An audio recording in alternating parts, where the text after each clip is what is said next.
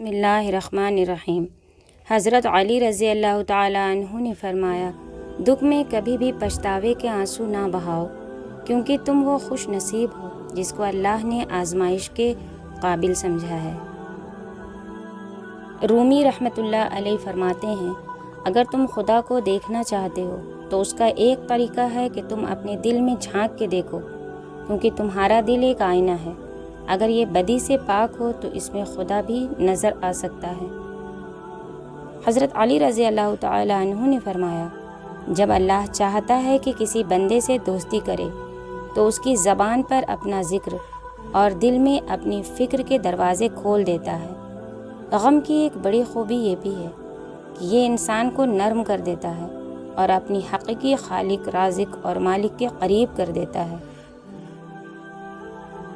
اللہ دکھ سے بھری داستان کو بڑے دھیان سے سنتا ہے، کچھ غم مٹا بھی دیتا ہے، کچھ الجھنیں سلجھا بھی دیتا ہے، لیکن اگر سارے ہی غم سلجھ جائیں تو آدمی اور اس میں بات چیت بند ہو جاتی ہے۔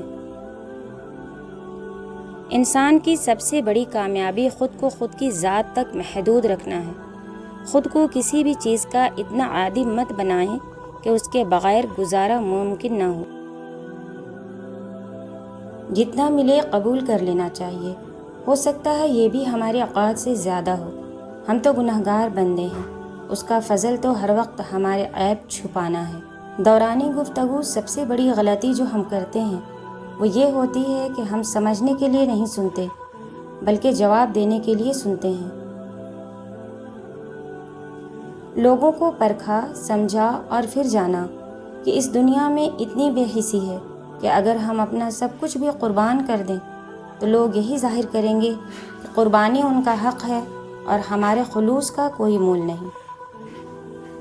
شیشہ اور رشتہ دونوں نازک ہوتے ہیں، مگر ان میں ایک فرق ضرور ہوتا ہے، شیشہ غلطی سے ٹوٹتا ہے اور رشتہ غلط فہمی سے۔ بہت فرق ہوتا ہے ضرورت اور ضروری ہونے میں۔ کبھی کبھی ہم صرف ضرورت ہوتے ہیں، ضروری نہیں۔ رسول اللہ صلی اللہ علیہ وآلہ وسلم نے ارشاد فرمایا، 4 باتوں سے پناہ مانگو، ایسے علم سے جو نفع بخش نہ ہو، ایسے دل سے جس میں اللہ کا ڈر نہ ہو، ایسی دعا سے جو قبول نہ ہو، اور ایسے نفس سے جو آسودہ نہ ہو۔ حضرت علی رضی اللہ تعالیٰ عنہ فرماتے ہیں، اپنے نفس کو اس کی خواہشات کو پورا کرنے سے روکو اور بدگمانی کے وقت اللہ تعالیٰ کی کتاب کو مضبوطی سے تھام لو۔ اللہ جب خوش ہوتا ہے تو کسی کے گھر میں مہمان بھیجتا ہے، جب زیادہ خوش ہوتا ہے تو بارش برساتا ہے، اور جب مزید خوش ہوتا ہے تو بیٹی کی نعمت سے نوازتا ہے۔ سب کچھ میسر ہونا زندگی نہیں، بلکہ جو کچھ میسر ہے اس پر خوش رہنا اور شکر ادا کرتے رہنا زندگی ہے۔